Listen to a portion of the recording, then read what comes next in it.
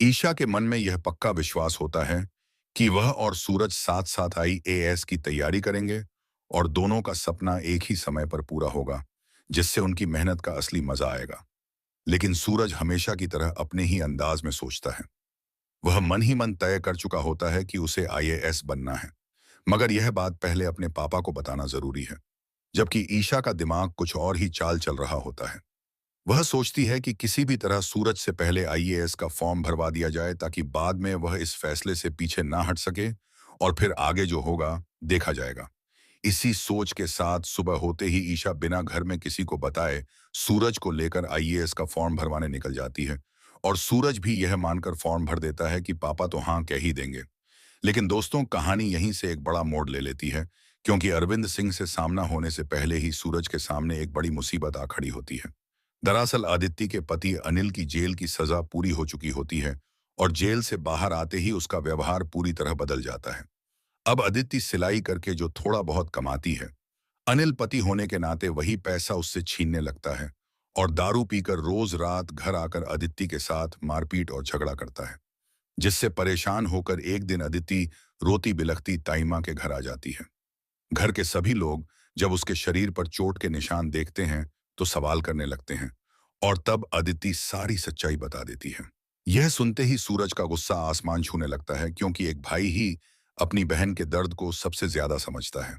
तभी अनिल अदिति को लेने वहां पहुंच जाता है और पहले से उबल रहे सूरज का गुस्सा फूट पड़ता है।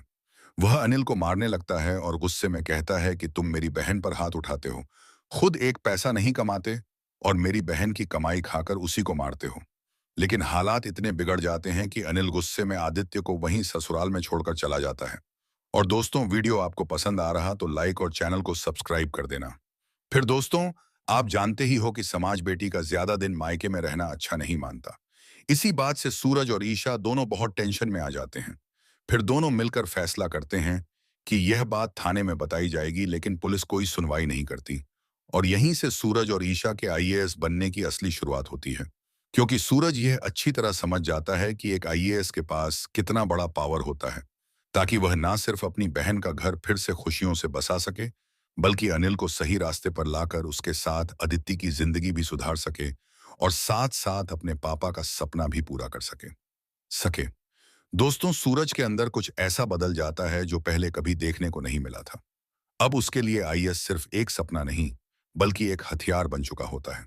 एक ऐसा हथियार जिससे वह सिस्टम की हर उस खामी को ठीक करना चाहता है जिसने उसकी बहन को इंसाफ से दूर रखा। सूरज और ईशा दोनों पूरी ताकत से पढ़ाई में जुट जाते हैं।